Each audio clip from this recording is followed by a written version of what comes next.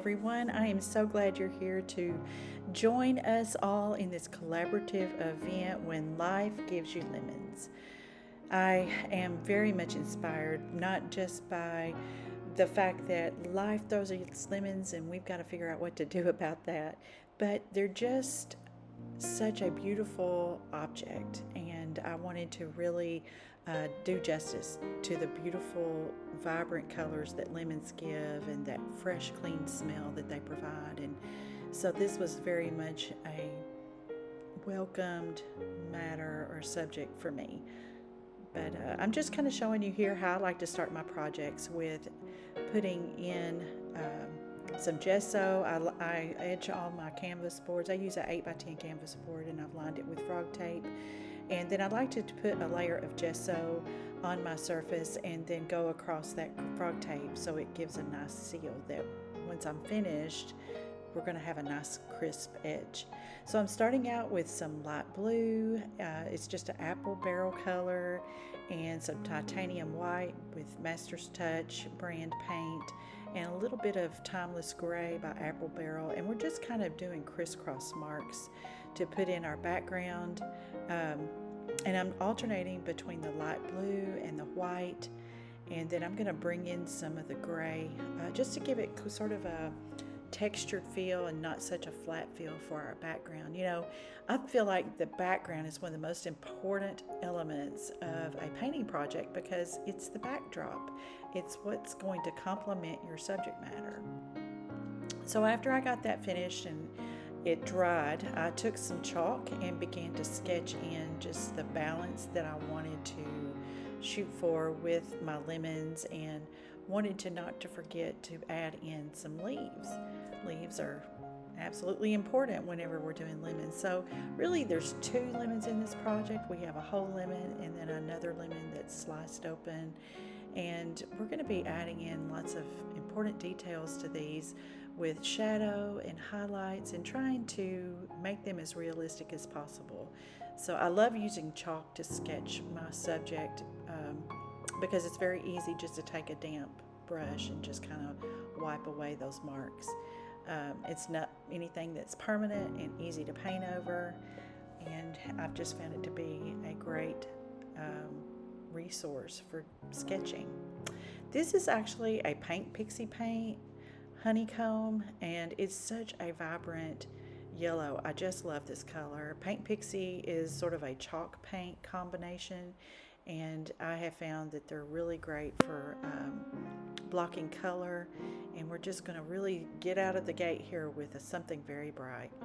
You know, as I was thinking about our lemons, I was thinking about how often our lives will look so bright and sunny on the outside and just beautifully textured, and you would just think that we have it all together. What's wrong with the picture? Nothing. Everything's bright to everyone else. We're tough skinned, we're sunny, and nobody knows that whenever you slice into us, it may even smell refreshing, but when you taste the inside of a lemon, it's tart or bitter. And I was just thinking about how that is so true in our lives, that oftentimes people think that we're just tough and bright and sunny, and even whenever you crack into us a little bit, we may smell refreshing, but really we're struggling. We can be bitter, we can be tart, we can just not have it all together like it may seem we do. But it's the interesting thing about lemons is, as tart and bitter as they may taste in their natural state, if you water down that juice and you add some sweetness, whether it's artificial sweetener or sugar, and just let that steep, just let that sit, it becomes the most refreshing drink, because then we have lemonade. And how true that is in our lives. Whenever we may look tough and beautiful and smell great, but we're really not. We can take the water, Jesus is the living water, and we can become diluted in Him and then apply the sweetness of His Word into our lives and just sit with it and just become saturated with that. And our tartness becomes so beautiful and refreshing through the Lord. And that just struck me as I was working on this project and the inspiration of lemons and what they are to us. So I've sectioned off my slices here into 8 sections. If you look at a lemon slice, there's about 8 sections. And I like to always paint from the depth of something and bring it forward. Go with the deepest, furthest part, and then work toward the lighter, more up close sections of a subject. So while I let this dry, these shadows of the inside of the lemon slices, I'm taking some dark grass green and Master's Touch paint. It's a very vibrant green, and we're going to just put in a foundation for our leaves. These are just foundations. There's quite a few layers that will have to come into this, and a lot of shadow and highlights that are going to bring this to life. So let's just kind of hang out and watch for just a minute.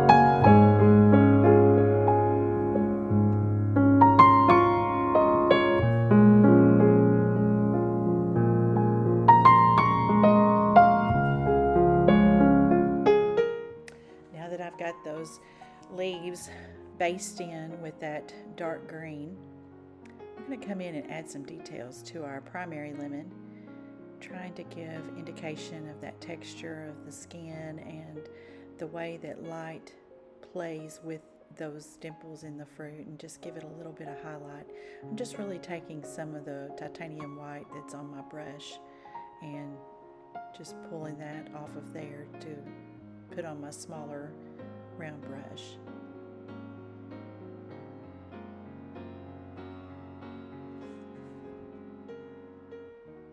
I don't want to forget the highlights that are striking our slices as well. And then I want to try to give the inside of these lemons that nice glossy, glassy look from the juices that are inside these slices, by adding some titanium white, mixing it with the honeycomb, and playing around with some of that brown too, just kind of bringing that in to mix the color. Y'all, one of my most favorite things is mixing color and just using some very basic colors and blending them one with another so that I get a whole new color, but yet it's still in that family. So after I kind of get all of those sections highlighted, I'm just bringing in some additional details with titanium white, enhancing those slices, those wedges, and just adding a little more white into each section to give it the illusion of the moisture, the juice that's just laying inside those slices.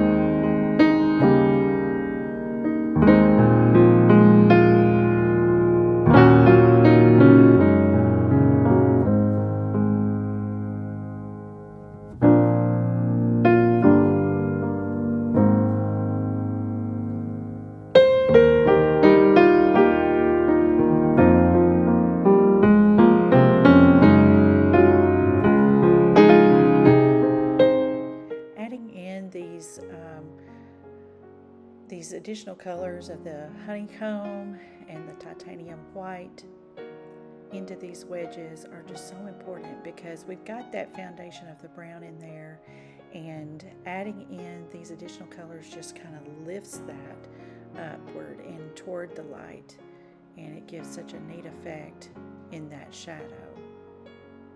And then we're going to bring some of the brown along the lower part of the slice of the wedge and really play on that shadow effect. And one of the things that I found is if you lay in a little bit too much of a dark color, you can always bring in the next brighter color and overlay it. It's not going to completely cover it up. That dark color is going to peek through and still be visible and kind of give a whole new color and just enhance that shadow. So we have to also be mindful of where our subjects intersect and lay in that shadow work there too.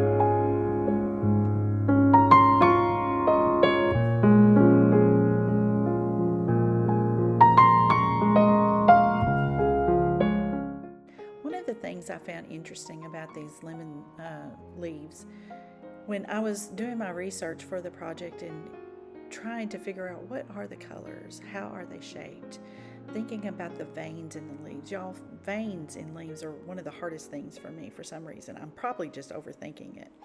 But I found that the leaves that I was seeing, there was like a hint of blue in there. So I decided to pull in some navy instead of black to mix with my green to give it sort of a blue-green effect.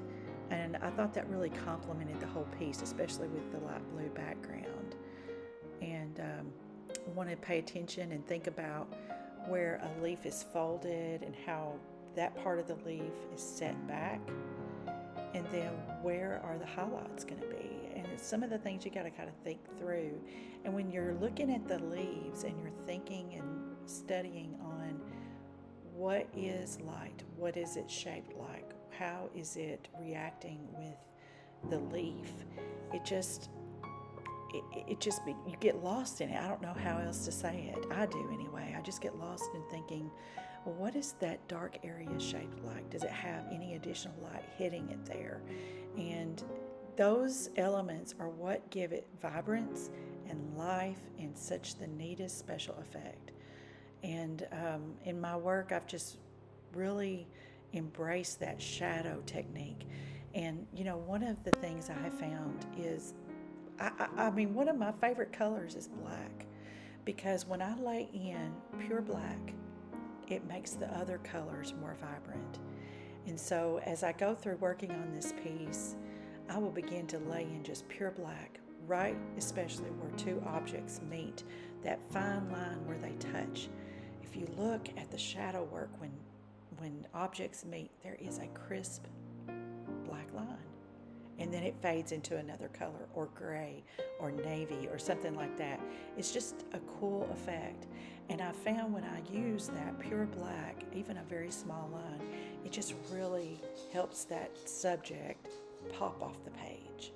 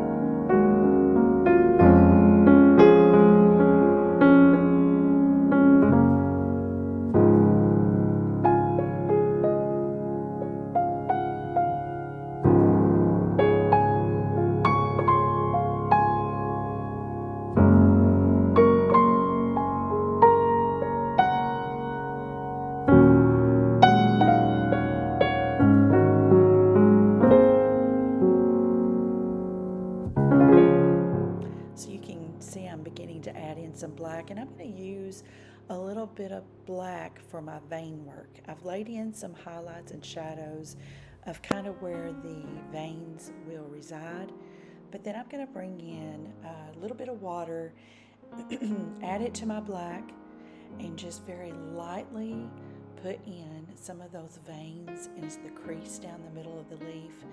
And as I said before, I struggle with doing veins on leaves. I think I just overthink it. And they're really very free. They're very unpredictable, irregular. And I think that's where I struggle, is I want everything to be predictable and regular, and they're just not. So I just do these to the best of my ability. I think it's just going to take time and experience on my part to really come to a point of where they just really look the way I want them to look.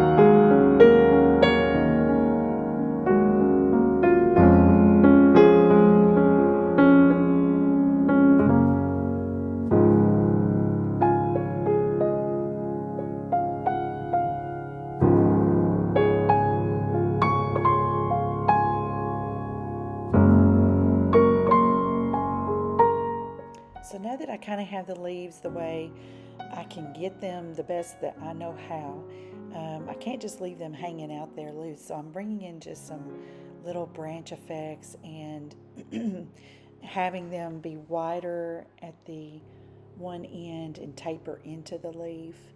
And after I get that brown color down, I'm coming back and adding a little highlight and shadow to even the twigs so that it helps them kind of have more of a realistic feel as well.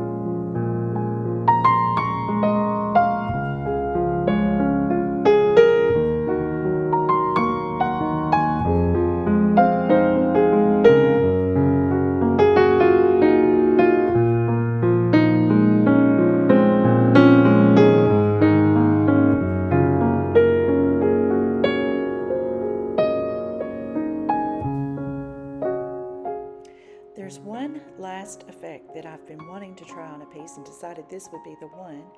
I'm just taking some freezer paper and just gently sticking it down with a little bit of frog tape.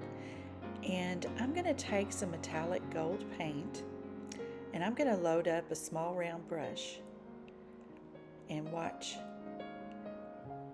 And then I want to just kind of splatter it. I didn't want it to get on my lemons, but I'm just going to splatter it around the outer edge. So it's going to give kind of a neat additional textured effect. It's not something I've done before, and trying not to get paint on my laptop that's right out of sight, but just wanting to give additional little effect or element here.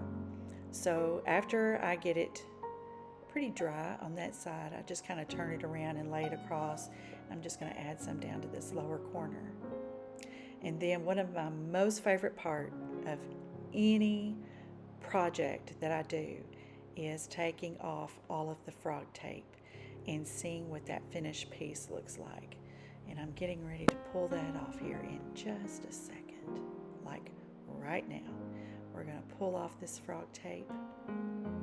Look at those nice crisp lines. Oh, I think it turned out so sweet. Y'all, thank you for joining me. Hope you'll give me a follow and see you again very, very soon.